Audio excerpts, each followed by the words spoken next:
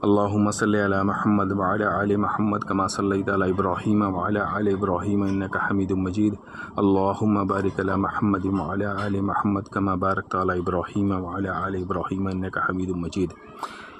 دوستو السلام علیکم، کیسے آپ؟ سب خیر و عافیت ہے؟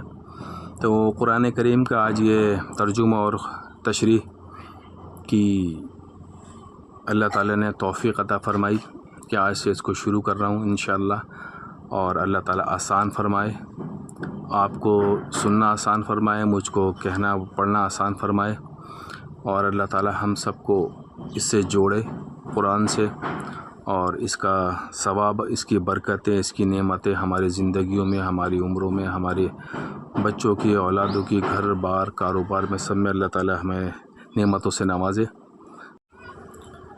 آج بروز اتوار ہے، سنڈے ہے، 19 مئی، تو اس کا پہلا پارٹ قرآن کریم ترجمہ سورہ فاتحہ۔ تعارف۔ سورہ فاتحہ نہ صرف قرآن کریم کی موجودہ ترتیب میں سے سب سے پہلی سورت ہے، بلکہ یہ پہلی وہ سورت ہے جو مکمل طور پر نازل ہوئی۔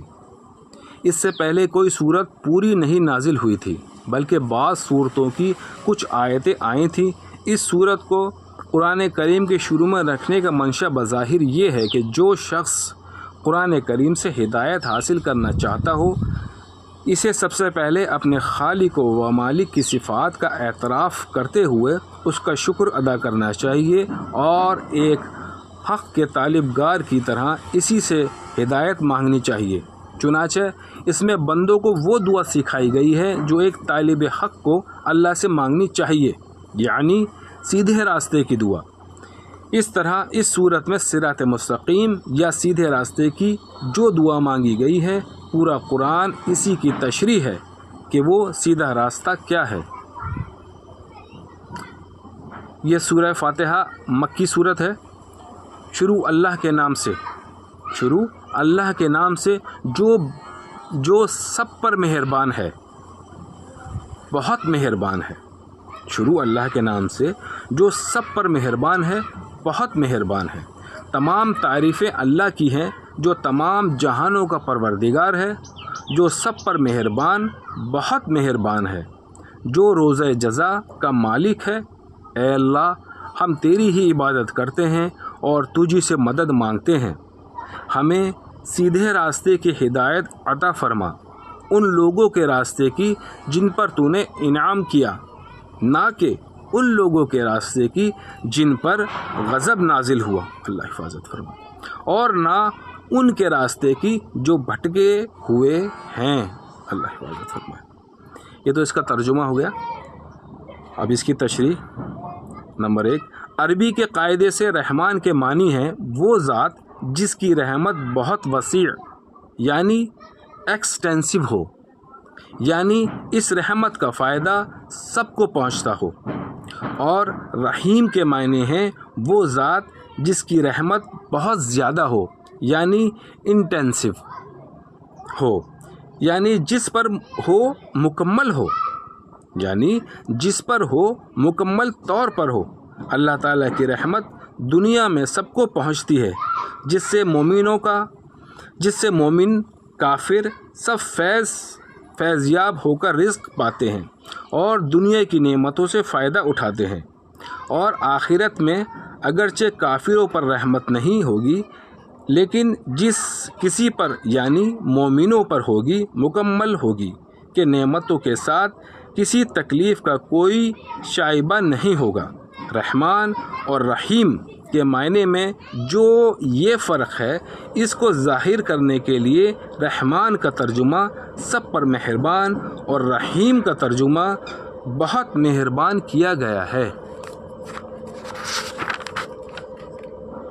نمبر 2، اگر آپ کسی عمارت کی تعریف کریں تو در حقیقت وہ اس کے بنانے والی کی تعریف ہوتی ہے، لہٰذا اس کائنات میں جس کسی چیز کی تعریف کی جائے وہ بالآخر اللہ تعالیٰ ہی کی تعریف ہے، بے شک، کیونکہ وہ چیز اسی کی بنائی ہوئی ہے۔ تمام جہانوں کا پروردگار کہہ کر اسی طرف اشارہ کیا گیا ہے۔ انسانوں کا جہان ہو یا جانوروں کا، جمادات کا جہان ہو یا نباتات کا، آسمانوں کا جہان ہو یا ستاروں کا، سیاروں کا یا فرشتوں کا، سب کی تخلیق اور پرورش اللہ تعالیٰ ہی کا کام ہے، اور ان جہانوں میں جو کوئی چیز قابل تعریف ہے وہ اللہ کی تخلیق اور شان ربوبیت کی وجہ سے ہے۔ بے شک روزہ جزا نمبر 3، روزہ جزا کا مطلب یہ ہے وہ دن جب تمام بندوں کو ان کے دنیا میں کیے ہوئے اعمال کا بدلہ دیا جائے گا۔ اللہ حفاظت فرمائے۔ یوں تو روزہ جزا سے پہلے بھی کائنات کی ہر چیز کا اصلی مالک اللہ تعالیٰ ہے، لیکن یہاں خاص طور پر روزہ جزا کے مالک ہونے کا ذکر کر کے اس لیے کیا گیا ہے کہ دنیا میں اللہ تعالیٰ نے ہی انسانوں کو بہت سی چیزوں کا مالک بنایا ہوا ہے۔ یہ ملکیت اگرچہ ناقص ہے اور عارضی ہے، تاہم ظاہری صورت کے لحاظ سے ملکیت ہی ہے، لیکن قیامت کے دن جب جزا و سزا کا مرحلہ آئے گا تو یہ ناقص اور عارضی ملکیتیں بھی ختم ہو جائیں گی۔ اس وقت ظاہری ملکیت بھی اللہ تعالیٰ ہی کے سوا کسی کی نہیں ہوگی۔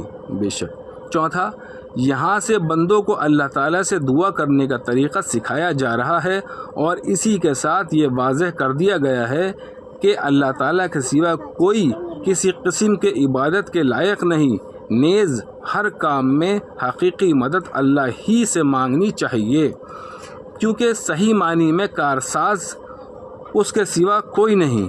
دنیا کے بہت سے کاموں میں بعض اوقات کسی انسان سے جب مدد مانگی جاتی ہے وہ اسے کارساز سمجھ کر نہیں بلکہ ایک ظاہری سبب سمجھ کر مانگی جاتی ہے۔